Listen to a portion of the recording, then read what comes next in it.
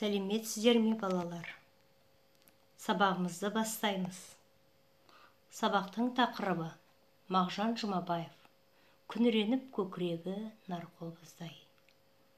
Батыр баян поэмасы. Оқу мақсаты: эпикалық, поэзиялық, драмалық шығармадағы автор бейнесін анықтау.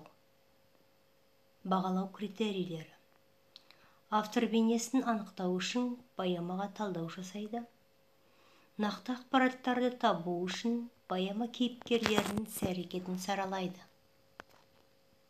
Алдыңғы оқуды еске түсіру. Мағжан Жұмабаевтың Батыр баян поэмасын жазуға қандай себептер болды? Шығарманың негізгі идеясы қандай?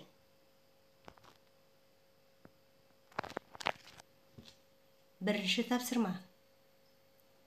Поэмадағы негізгі кейіпкерлердің іс-әрекетіне талдау жасаңыздар. Попс формуласы арқылы жүзеге асырасыздар. Менің ойымша, мен оны мына фактілермен, мысалдармен дәлелдей аламын. Себебі мен оны былай түсіндіремін. Осыған байланысты мен мынадай қорытынды шешімге келдім. Екінші тапсырма. Шығармадан автор бейнесін танытатын эпизодтарды кестеге түсіріңіз.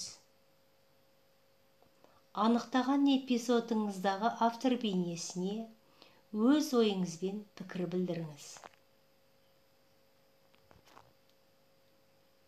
Үшінші тапсырма.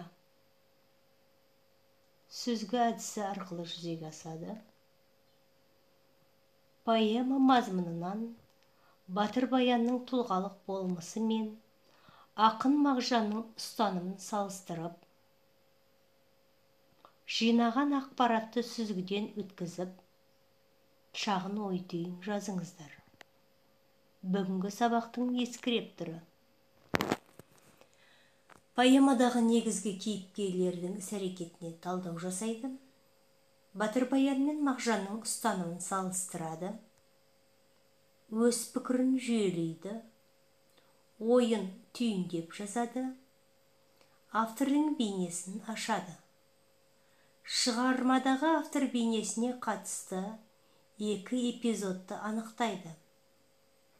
Әр эпизодтағы автор бейнесіне пікір береді.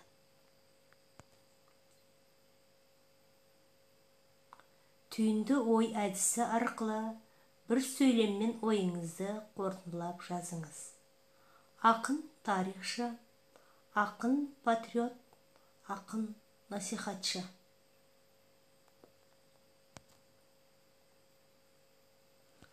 Бүгінгі сабағымызды қаншалықты меңгергендеріңізді табыс баспалдағына орналастырыңыздар.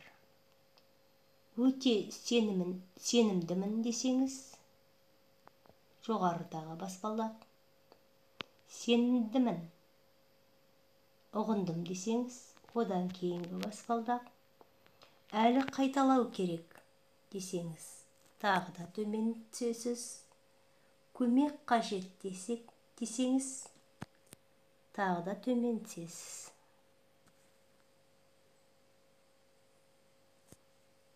Ал балалар, бүгінгі сабағымызды аяқтаймыз. Сау болыңыздар.